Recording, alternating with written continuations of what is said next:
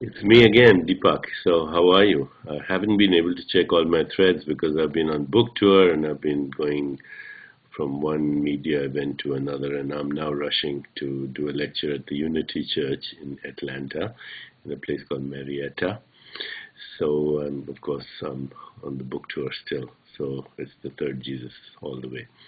I'll come back later and I'll check my threads. I wanted to tell you, by the way, that I have a website called deepakchopra.com where I post other kinds of blogs and also talk about some of the charities and the foundations that I'm involved in. So that's deepakchopra.com. Just wanted to ask a question. What do you think is the nature of evil? Does evil exist? According to Jungian psychology, evil is the projection of our personal and our collective shadow. In other words, we all have a shadow, the dark side. If you don't have a shadow, it means you must be standing in darkness, because if you're in light, then there has to be a shadow. The shadow is dark, it's secretive, it's primitive, it's frequently shrouded in mythology, and it's that part of ourselves that we are ashamed of. And when you suppress the shadow or don't acknowledge it, it says, you're ignoring me. I'm going to embarrass you.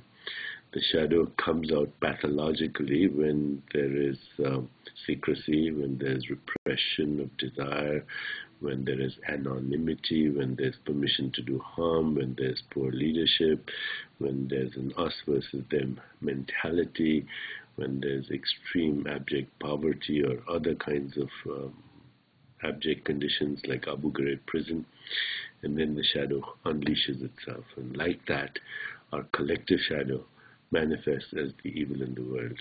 That's what is being understood through the work of Carl Jung and other Jungian psychologists.